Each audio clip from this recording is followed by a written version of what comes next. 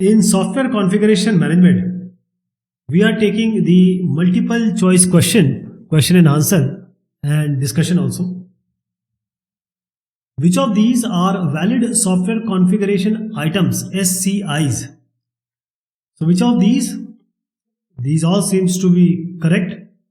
So the case tools, computer aided software engineering, the documentation, the executable programs, the test data. You see in the diagram below also program, document, data, all of the above. Which of the following is not considered one of the four important elements that should exist when a configuration management system is developed? So you see here, whenever we make CMS, all these are required except one. Which is that except one? So let me show you here.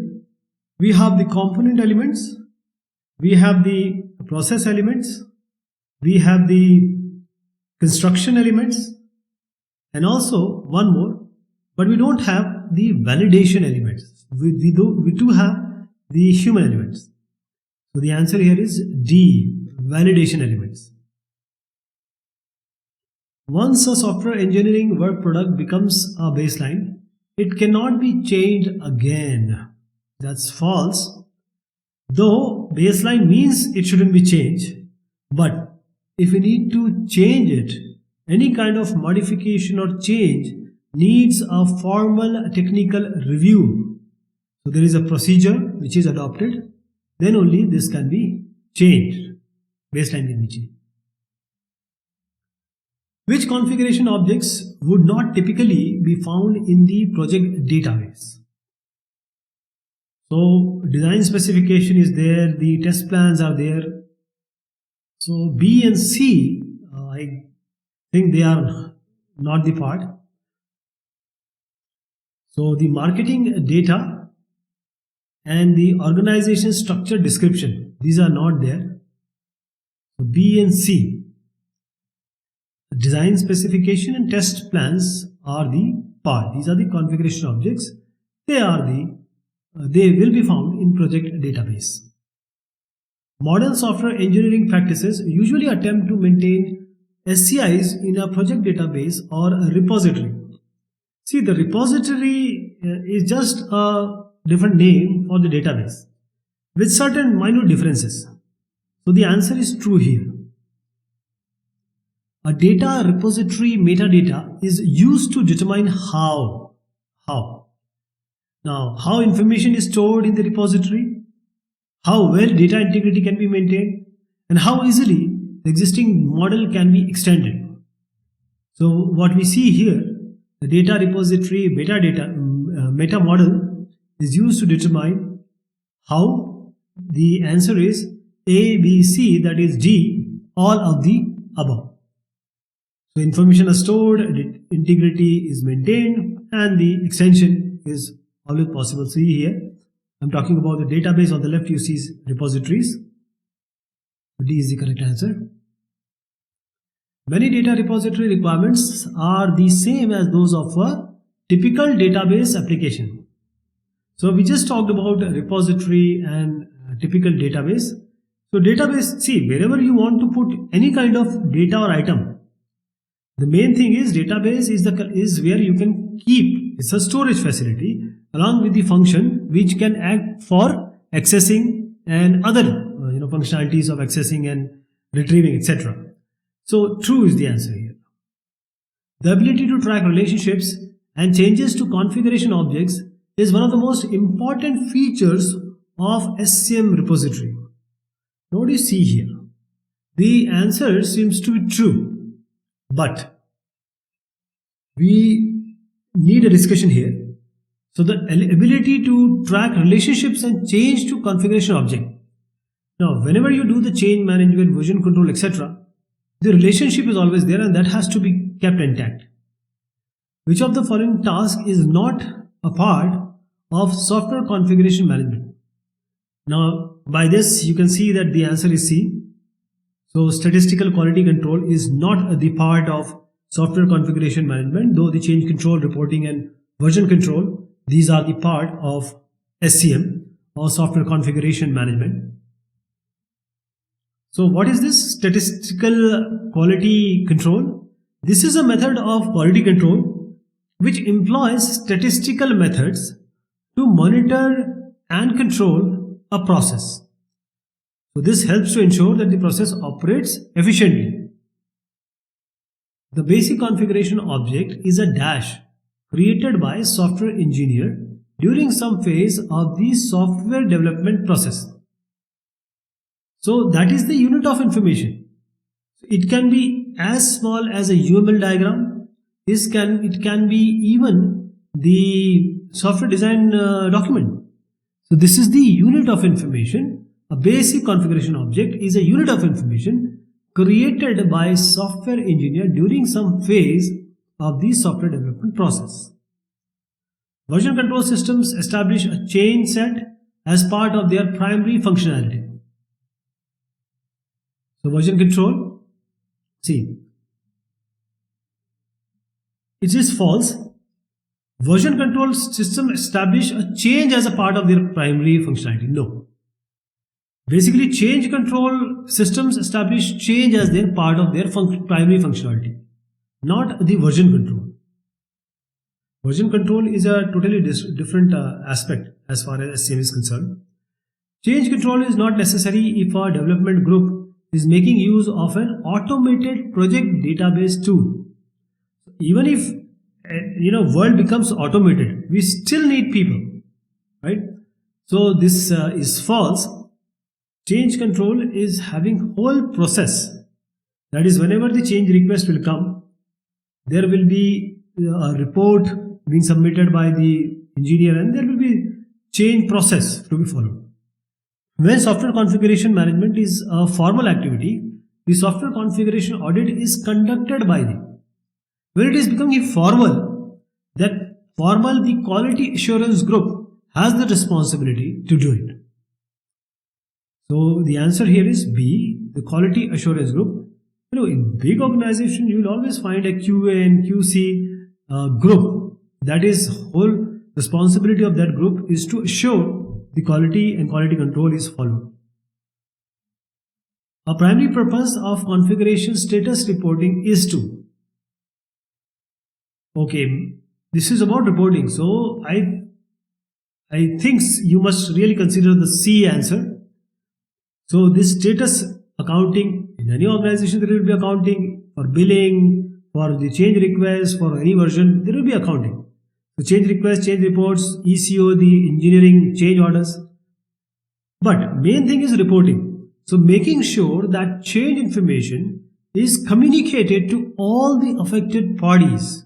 And this is the reporting. So the primary purpose of configuration status reporting is giving the information. Configuration issues that need to be considered when developing web and mobile apps include. So when we come to web and mobile apps, there is slight difference between the conventional way. We have content because any kind of static, dynamic or web app, all this will have content. It can be text, graphic, applet, scripts, audio, video. There are so many. So the content is main. Then we have people. There are multiple people maybe working on the same content at the same time, creating the same content. The scalability. For example, when the Facebook came, how many people were using it? But now whole of the world is using it. So scalability, the CMS also has to extend according to that. And there is who owns it, who owns the web app, who will assume the cost of change, who is responsible for making changes, the accuracy of the information. So the answer here is cost is not there. A, C, D. A, C, D is the answer. So let us change the answer here. So let me just cancel it out. I hope you got the idea. The content, people, politics and scalability is the concept. I'm going to change the answer and that is going to be A, C and D. Content, people and politics. If scalability is there, it should have come at B. Web and mobile app configuration objects can be managed in much the same way as conventional software configuration objects, except for. The answer here is quite clear because The only difference between conventional and web app and mobile app is what? This is the content items. So web and mobile app configuration object can be managed in the same way, except content items have to be dealt in a different way, because there can be text, there can be dynamic, there can be static content, audio, video, etc. So they have to be treated in a different way. Change management for web and mobile applications is best handled in agile manner. And this is very true, because web and mobile apps, most of the time they use the incremental type of work. So it's all agile because the thrust from the market. So this is the answer. One reason that version control is difficult for web apps is that it is an uncontrolled environment. You can have multiple authors making changes to the same file from multiple locations without even realizing it. And that's absolutely true. You see here, this is people, because a significant percentage of this web development continues to be conducted in an ad hoc manner. Any person involved in web app can and often does create the content. This is absolutely correct. Requiring developers to check web configuration items in and out and sending affected stakeholders email message automatically are good ways to deal with configuration auditing and reporting for web apps. And whenever there is a change, there is always a good way to inform the parties, that is, just report them. This is true. Now, if you see in the airports, when your flight gate is changed, not only you are prompted about that or given information, you are also sent the SMS messages. Software configuration management is the discipline for systematically controlling. So everywhere change is there. So software configuration management is the task of tracking and controlling changes in the software. And this is a bigger part of the bigger set is configuration management. So SCM practice include revision control, establishes the baselines, the version control, reporting, auditing, etc. So in software engineering, this SCM is a process to systematically manage, organize and control the changes in the documents, the codes, and there are other entities in SDLC, software development lifecycle. Now you are very clear about the answer now. Option is D.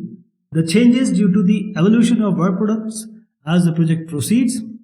The first one.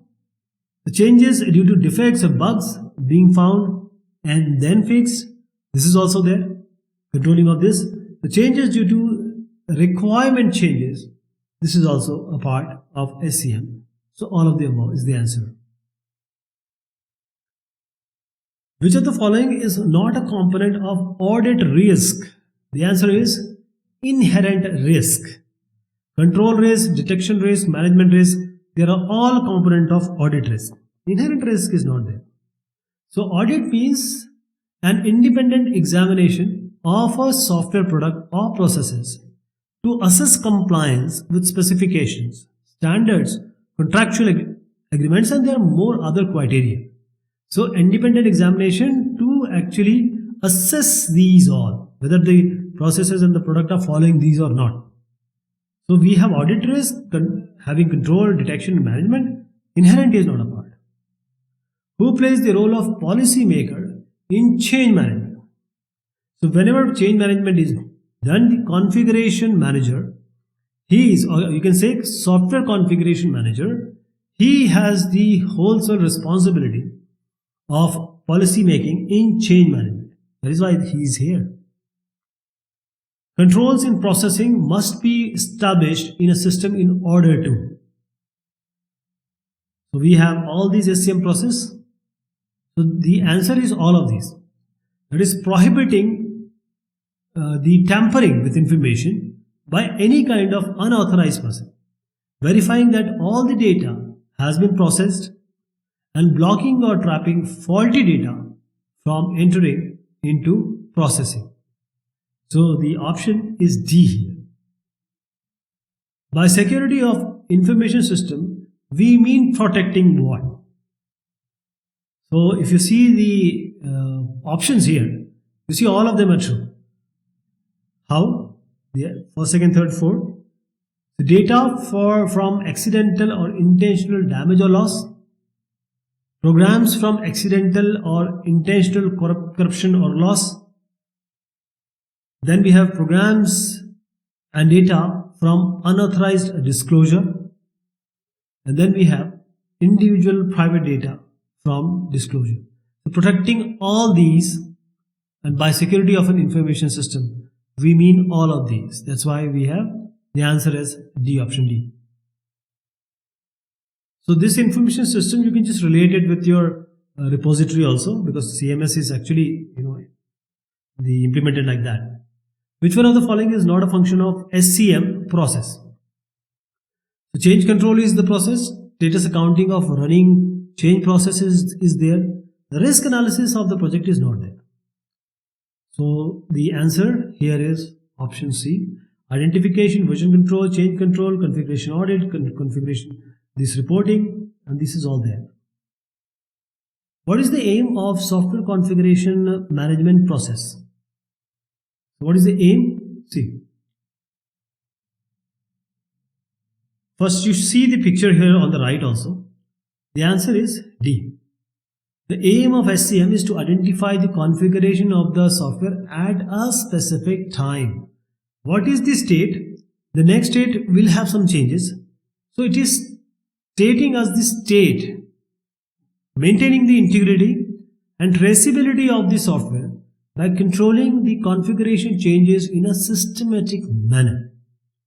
So if you change something, so there will be some SDD, there will be some SRS, there will be some project plan, project schedule, etc. Now you need to relate this change with that, and that is nothing but called traceability. And integrity means we need to be very sure things doesn't change by itself. Software configuration auditing activity is okay. Now just read all of these and just let me know what is the answer. The software configuration auditing activity is all about the independent authority coming and assessing whether the processes are following the standards and criteria, etc. The answer is B here. The extent to which software satisfies the required functional and physical characteristics. This is SCA activity. Which software configuration management activity ensures quality and consistency as changes are made to an identified component? Okay. So, which software configuration management activity? There are certain activities which we already talked. Ensure the quality and consistency as changes are made to an identified component. The answer is change control task. So whenever the change comes, the developer evaluates, there is change report generated, and the authority sees whether you need to deny it or you have to follow a proper procedure that will ensure the quality and consistency of these changes. Who is responsible for approval and ranking changes to an identified software component? Now, you will be tempted to answer project manager, but see, who is responsible for approval and ranking changes? That is prioritizing the changes to an identified software component. We are talking about software component here. Okay, we're not talking about the bigger strategy, etc. So it is software engineer. So option B is the correct answer here. The developer, you can say software engineer, or you can say a senior software engineer. He or she is responsible. So the answer is B. Actual scenario, actual organizational level, the policy and all these will be made by configuration manager. Which of the following term is best defined by the statement, the creation of new code line from a version in an existing code line? See, you are following a path. Now, when you create a new code line, and that is called branching.